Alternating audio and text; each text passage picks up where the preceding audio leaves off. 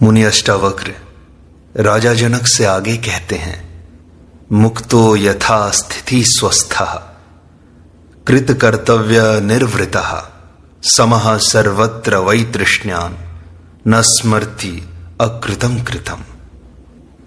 मुक्त पुरुष सब स्थितियों में स्वस्थ है, किए हुए और करने योग्य कर्म में तृप्त है, सर्वत्र समान है, तृष्णा के अभाव में किए और अनकिए कर्म को स्मरण नहीं करता है। जिसे ज्ञान हो गया है वही मुक्त है, अज्ञानी तो बंधनग्रस्त है। वह रुग्ण है, कामना, वासना, अहंकार से पीड़ित है। जो इन बंधनों को तोड़ चुका है, ऐसा मुक्त पुरुष ही स्वस्थ है। वह किए तथा करने योग्य कर्म दोनों से तृप्त है। किए पर न चिंता करता है, न शोक करता है, न प्रसन्न होता है, तथा करने योग्य कर्म के प्रति उसकी वासना नहीं होती, फलाकांक्षा नहीं होती। कर्मों का सहज भाव से कर लेना उसे उचित जान पड़ता है। दोनों में समान रूप से व्यवहार करता है। किए और अनकिए कर्मों का स्मरण नहीं करता, जिसमें तृष्णा होती है। लाभ हानि का हिसाब वही रखता है जिसे कुछ पाना हो। ज्ञानी को न कुछ पाना है न छोड़ना है, इसलिए न वह पश्चाताप करता है, न प्रसन्नता एवं गर्व का अनुभव करता है। ज्ञानी की ऐसी स्थिति ही परम स्थिति है। अष्टावक्र आगे कहते हैं, न प्रियते वंद्यमानो निंद्यमानो न कुप्यति नैवोद्विजति मरणे जीवने नाभिनंदति। मुक्त पुरुष न स्तुति किए जाने पर प्रसन्न होता है, न ही निंदित होने पर क्रोध होता है, न मृत्यु में उद्विग्न होता है, न जीवन में हर्षित होता है। प्रशंसा एवं निंदा से जो प्रभावित होता है वह ज्ञानी नहीं हो सकता। उसके भीतर अहंकार है, जिस पर निंदा की चोट लगने पर वह क्रुद्ध हो जाता है एवं उसे प्रशंसा द्वारा फुसलाए जाने पर वह प्रसन्न होता है। अज्ञानी इनसे सबसे ज्यादा प्रभावित होता है।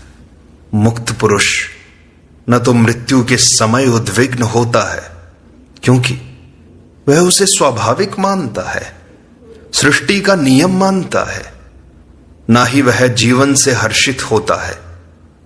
ये सब चित्त की तरंगे हैं, विक्षेप हैं, जिनसे वह अप्रभावित रहता है।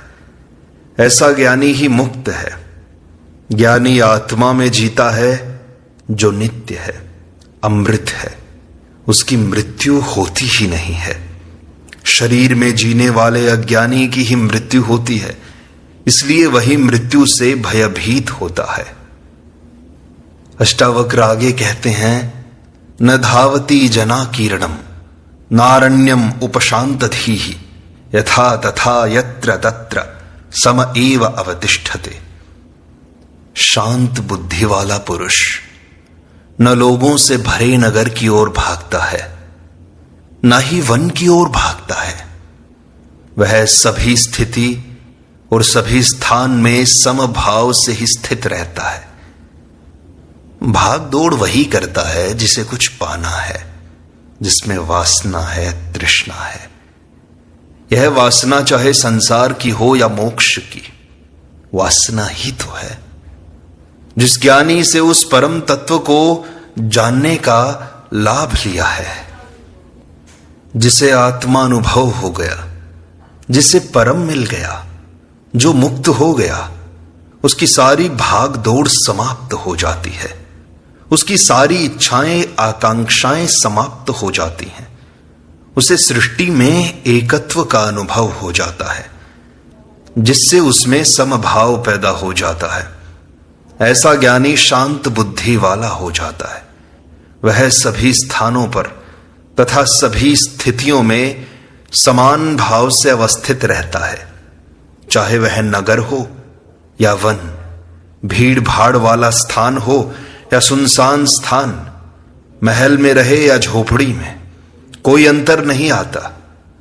अज्ञानी चुनाव करता है कि ऐसे स्थान पर ही रहूंगा, ऐसा ही खाना खाऊंगा, भिक्षा मांगकर ही खाऊंगा, ऐसे वस्त्र ही पहनूंगा या नग्न ही रहूंगा इत्यादि।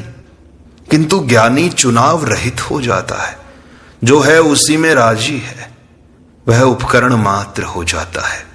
यही जीवन मुक्त की परम स्थिति है। यहां अष्टावक्र गीता का शांति शतक नाम का 18 प्रकरण 18वां प्रकरण समाप्त होता है। 19वां प्रकरण प्रारंभ करते हैं। अष्टावक्र कहते हैं, तत्व विज्ञान संदंशम आदाय हृदयोदारत नानाविध परामर्श शल्योद्धार कृतो मया। राजा जनक आत्मज्ञान से संतुष्ट होकर अपनी अभिव्यक्ति देते हैं। मैंने आपके तत्व ज्ञान रूपी संसी को लेकर हृदय और उदर से अनेक प्रकार के विचार रूपी बाण को निकाल दिया है। अष्टावक्र के तत्व बोध के उपदेश को केवल श्रवण करके राजा जनक आत्मज्ञान को उपलब्ध हो गए। उनकी पृष्ठभूमि पहले ही तैयार थी, अंतःकरण शुद्ध था। इसलिए अष्टावक्र के उपदेश पर उन्होंने एक भी शंका नहीं उठाई, न अर्जुन के जैसे तर्क दिए, न ही अश्रद्धा प्रकट की। उस उपदेश को सीधा ही पूर्ण श्रद्धा से पी गए, जिससे अमृतत्व को उपलब्ध हो गए। उपदेश क्या था? संजीवनी थी, किंतु इसका लाभ श्रद्धावान को ही मिलता है। गीता में कहा है, श्रद्धावान लभते ज्ञानम। ज्ञान का फल तो श्रद्धावान को ही मिलता है। जनक आत्मकृत हो गए। उन्होंने अपनी अभिव्यक्ति दी, जिसे अष्टावक्र ध्यान से सुनते रहे। किंतु परीक्षा आवश्यक होने पर उन्होंने अनेक प्रश्न करके जनक की परीक्षा भी ली, जिसमें वे खरे उतरे। अष्टावक्र को विश्वास हो गया कि जनक को जो हुआ वह ठीक हुआ है, कोई भ्रांति नहीं है। अतः अष्टावक्र ने 18वें प्रकरण में आत्मज्ञान के रूप में शांति का उपदेश दिया। यह उपदेश वैसा ही है जैसे गुरु विधिवत शिक्षा देकर शिष्य के परीक्षा में उत्तीर्ण हो जाने पर उसे दीक्षांत भाषण देकर अपने विद्यालय से विदाई देता है, तथा संसार में रहकर उसे कर्म करने का उपदेश देता है। आत्मज्ञान पर विधिवत दिए गए उपदेश से जनक कृतकृत्य हो गए। यह अष्टावक्र गीता जनक अष्टावक्र संवाद के रूप में अध्यात्म का सर्वोत्कृष्ट ग्रंथ है, जिसकी तुलना किसी से नहीं की जा सकती। तत्वबोध पर इससे ऊंचा अन्य कोई वक्तव्य नहीं है। तत्वज्ञान के बाद अष्टावक्र राजा जनक को विदा कर रहे हैं। दीक्षांत भाषण समाप्त हो गया। अब इस 19वें तथा 20वें प्रकरण में राजा जनक अष्टावक्र के प्रति धन्यवाद समर्पित कर रहे हैं। यह धन्यवाद भी मात्र औपचारिकता नहीं है, बल्कि अपनी आत्मस्थिति का वर्णन कर रहे हैं, जो गुरु की कृपा से प्राप्त हुई। आत्मज्ञान पूर्ण शल्य क्रिया है, जिसमें सभी विजातीय तत्व छूट जाते हैं एवं शुद्ध आत्मज्ञान ही बचा रहता है, जो स्वयं का है। जिस प्रकार भट्टी में गलाकर एवं विभिन्न प्रक्रियाओं द्वारा सभी प्रकार की मिलावट को निकालकर शुद्ध स्वर्ण प्राप्त किया जाता है, ऐसी ही आत्मज्ञान की प्रक्रिया है, जहां अज्ञान जनित सभी संस्कारों का परिशोधन हो जाता है एवं आत्मा रूपी स्वर्ण प्राप्त हो जाता है। इसमें मन, बुद्धि, स्मृति, शरीर, अहंकार, संकल्प, विकल्प, विचार, शास्त्र, धर्म, कामनाएं, वासनाएं आदि छूट जाती हैं, क्योंकि आत्मा के लिए ये समस्त विकृतियां ही तो हैं। ये सब विजातीय तत्व ही तो हैं, जिनका आत्मा से कोई संबंध नहीं है। मृत्यु के समय केवल शरीर छूटता है, अन्य सभी साथ जाते हैं। ये ही तत्व बार बार जन्म लेने के कारण बनते हैं, किंतु आत्मज्ञान में ये सभी छूट जाते हैं। इसलिए आत्मज्ञान को महामृत्यु कहा है। इसके बाद जो शेष रहता है वही स्वयं का है, उसी का नाम आत्मा है। मनुष्य की मुख्य बीमारी है विचार। विचारों से ही उसके कृत्य होते हैं। विचार ही मृत्यु के बाद साथ जाते हैं। इन्हीं से पुनर्जन्म होता है। सुख दुख का कारण भी विचार ही है। सभी द्वंद्व विचारों के कारण है। दूसरे शब्दों में विचार ही संसार है। निर्विचार साधना ही ध्यान है। इसकी उपलब्धि ही समाधि है। यही आत्मज्ञान है। जब तक विचार है आदमी स्वस्थ होगा। राजा जनक तत्व आत्मज्ञान को उपलब्ध हो गए। उनकी सारी बीमारी नष्ट हो गई। अब वे पूर्ण स्वस्थ हैं। वे अष्टावक्र के प्रति अपना आभार व्यक्त करते हुए कहते हैं, मैंने आपके तत्व ज्ञान रूपी संसी को लेकर हृदय तथा उदर से अनेक प्रकार के विचार रूपी बाण को निकाल दिया है। अब मैं पूर्ण स्वस्थ हूं। विचार ही आत्मज्ञान में बाधक है। ये ऐसी तरंगे हैं जिनसे चित्त में आत्मा का बिंब नहीं दिखाई देता। विचार शून्यता ही उपलब्धि की कुंजी है। विचार भटकाने वाले हैं।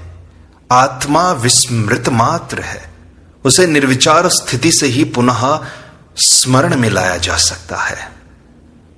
राजा जनक कहते हैं, क्व धर्मः क्व च वा कामः क्व चार्थः क्व विवेकता क्व द्वैतम क्व च वा द्वैतम स्वमहिम्नि स्थितस्य में। अपनी महिमा में स्थित मुझको कहां धर्म है, कहां काम है, कहां अर्थ है, कहां विवेकता है, कहां द्वैत है और कहां अद्वैत है। आत्मा हमारा स्वभाव है, वही सत्य है, आनंद है। उसे प्राप्त कर लेना ही सबसे बड़ी महिमा है। आत्मज्ञानी ही महामहिम है। अन्य सब महिमाएं झूठी हैं। दूसरों द्वारा दी गई महिमा झूठी है, धोखा है। दूसरा जो देता है वह उसे छीन भी सकता है। दूसरों ने महिमा दी तो तुम फुग्गे की तरह फूल जाते हो, अपने को महामहिम समझने लगे, किंतु उसकी चाबी दूसरे के पास है। वह जब चाहे तब तुम्हारी हवा निकाल दे, तुम्हारी महिमा छीन ले तो तुम पिचक जाओगे। अपने पूर्व स्वरूप से भी बदतर स्वरूप हो जाएगा तुम्हारा। जो जमीन जायदाद, धन संपत्ति, मित्र हितैषी, बंधु बांधव, पद प्रतिष्ठा आदि में अपनी महिमा समझता है, वो तो दूसरों द्वारा दी गई है। उसे वे जब चाहे छीन सकते हैं। आज लोगों ने तुम्हें वोट देकर राजा बना दिया, प्रधानमंत्री, राष्ट्रपति बना दिया, तो उन्होंने तुम्हें प्रतिष्ठा दी। उन्होंने अपनी स्वार्थ सिद्धि में कसर पड़ी तो वे ही तुम्हें पुनः नीचे ला पटकेंगे, धूल भी चटा देंगे, क्योंकि चाबी उनके पास है। तुम मालिक नहीं, गुलाम हो गए उनके। वे बंदर की भांति तुम्हें नचा रहे हैं, तुम नाच रहे हो। इसी को तुम महिमा कहते हो। किंतु जनक कहते हैं कि मैं तो अपनी महिमा में ही स्थित हो गया हूं। आत्मा ही मेरी महिमा है। इसमें स्थित हो जाने से मैं महामहिम हूं। मेरी इस महिमा को कोई छीन नहीं सकता। यह मेरी निजी है जो स्वयं मैंने प्राप्त की है। यही सत्य और शाश्वत है जो सदा मेरी है। अन्य कोई भी मेरा नहीं है, क्योंकि वह अलग हो सकता है। आत्मा कभी अलग ना हो पाएगी। इससे बढ़कर अन्य कोई महिमा नहीं है। जिसमें स्वयं की महिमा नहीं है, वे ही दूसरों द्वारा महिमा चाहते हैं। किंतु जिसने निज की महिमा प्राप्त कर ली वही श्रेष्ठ है। इस निज की महिमा को प्राप्त करने के लिए विभिन्न साधनों का प्रयोग किया जाता है। धर्म, अर्थ, काम, विवेकता आदि भी साधन हैं। इसी प्रकार ध्यान, धारणा, समाधि, जप, पूजा, श्रवण, निदिध्यासन, शास्त्र, गुरु, सत्संग इत्यादि सभी साधन मात्र हैं। किंतु उपलब्धि के बाद इनका कोई उपयोग नहीं है। आत्मज्ञान के बाद भी इन्हें ढोते रहना मूर्खता ही तो है। बाद में ये साधन भी बंधन बन जाते हैं। शास्त्रों में कहा है, उत्तीर्णे तु गते पारे नौकायाः किं प्रयोजनम्। जब मनुष्य नदी के पार उतर जाता है तो फिर नौका का प्रयोजन क्या रह जाता है? वह तो व्यर्थ हो गई। उसे छोड़ देना ही तो बुद्धिमत्ता है। इसी प्रकार आत्मज्ञान के अभाव से ही द्वैत की प्रतीति होती है। किंतु आत्मज्ञानी जान लेता है कि द्वैत तो भ्रम मात्र है, अज्ञान है। वास्तव में यह सभी उस एक आत्मा का ही विस्तार है। यही अद्वैत है जिसे आत्मज्ञानी जान लेता है। इसलिए उसका द्वैत भाव समाप्त हो जाता है। अद्वैत भी द्वैत सापेक्ष है। जब द्वैत है ही नहीं तो अद्वैत कहना भी व्यर्थ हो जाता है। इसलिए जनक कहते हैं कि न मुझ में द्वैत है न अद्वैत, मैं तो केवल आत्म स्वरूप हूं। जनक की यह बड़ी अनूठी अभिव्यक्ति है। आत्मज्ञानी ही ऐसी अभिव्यक्ति दे पाएगा। इस सूत्र में जनक कहते हैं, मैं अपनी महिमा में स्थित हो गया हूं, इसलिए धर्म भी व्यर्थ हो गया। उपलब्ध होने पर धर्म की भी जरूरत नहीं है। धर्म भी उपलब्ध होने का साधन मात्र ही तो है। सभी धर्मों में उपलब्धि की विधियां दी गई हैं। आचरण, कर्मकांड, योग, भक्ति, पूजा पाठ सभी विधियां मात्र हैं। इनकी उपयोगिता अज्ञानी के लिए है, ज्ञानी के लिए ये सभी व्यर्थ हो जाती हैं।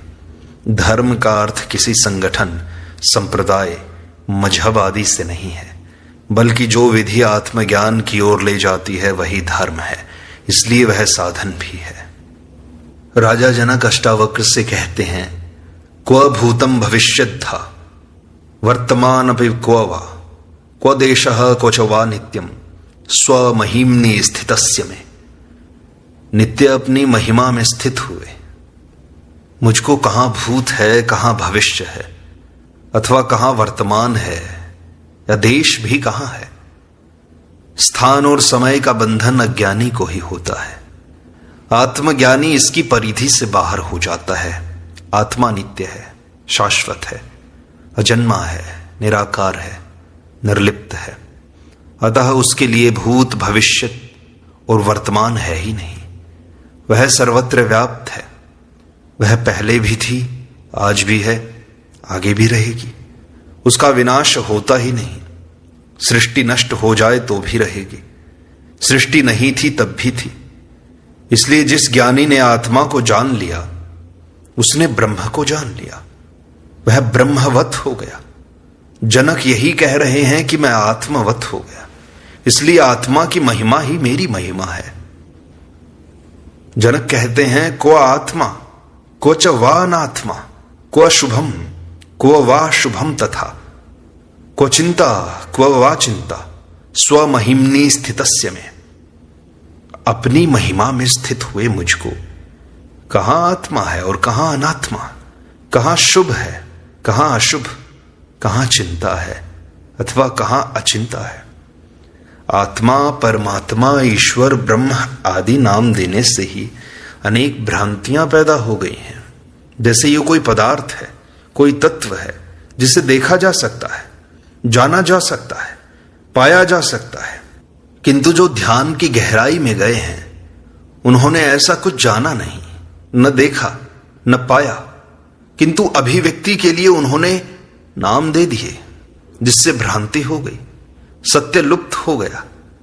लाओ त्से ने इसलिए कहा कि सत्य को कहा नहीं जा सकता, तथा जो कहा जा सकता है वह सत्य नहीं है। सत्य को अभिव्यक्ति नहीं दी जा सकती। शब्दों में उतारते ही वह असत्य हो जाता है। इसीलिए ज्ञानी मौन हो जाते हैं। ध्यान अथवा समाधि में आत्मा के दर्शन नहीं होते, न ही उसका साक्षात्कार होता है। उस स्थिति में जो कुछ अनुभव होता है उससे आत्मा का अनुमान लगाया जाता है, इन्फर किया जाता है कि यह आत्मा है। जैसे धुओं को देखकर आग का अनुमान लगाया जाता है, किंतु आत्मा कैसी है यह कहना कठिन है। इसलिए ज्ञानियों की अभिव्यक्तियों में भी भिन्नता पाई जाती है। जो भी आत्मा के बारे में कहा गया है वह पूर्ण सत्य नहीं है। लाओ त्से ने इसे सत्य कहा, महावीर ने इसे आत्मा कहा, उपनिषदों ने तत् कहा, बुद्ध ने अनात्मा कहा, शून्यवादियों ने शून्य कहा, ज्ञानियों ने इसे ज्ञान कहा, भक्तों ने ईश्वर कहा, परमात्मा कहा, अद्वैतवादियों ने ब्रह्म कहा। जनक की अभिव्यक्ति अधिक स्पष्ट है कि उस स्थिति में पहुंचकर आत्मा अनात्मा का भेद ही समाप्त हो जाता है। वहां पहुंचकर केवल आनंद का बोध होता है, व्यक्ति शांत हो जाता है एवं ऐसी प्रतीति होती है जिसका वर्णन नहीं किया जा सकता। वहां पहुंचकर शुभ अशुभ, चिंता अचिंता का ख्याल ही नहीं रहता है, केवल चैतन्य शेष रहता है। यही चरम स्थिति है जहां पहुंचकर ज्ञानी पूर्णता का अनुभव करता है। यही उसकी महिमा है, अन्य कोई महिमा नहीं। ऐसा ज्ञानी ही महिमामय है। इस प्रकार अष्टावक्र गीता की सरल व्याख्या का यह भाग यहीं संपूर्णता को प्राप्त होता है। शेष अगले अंक में।